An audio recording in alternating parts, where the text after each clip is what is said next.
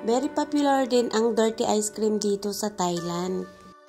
Pero malaki pa rin ang difference ng dirty ice cream natin sa Pilipinas dahil dito ginagamitan po nila ng African coconut sa bottom ng cone or sa cup nito at may toppings na chocolate or peanut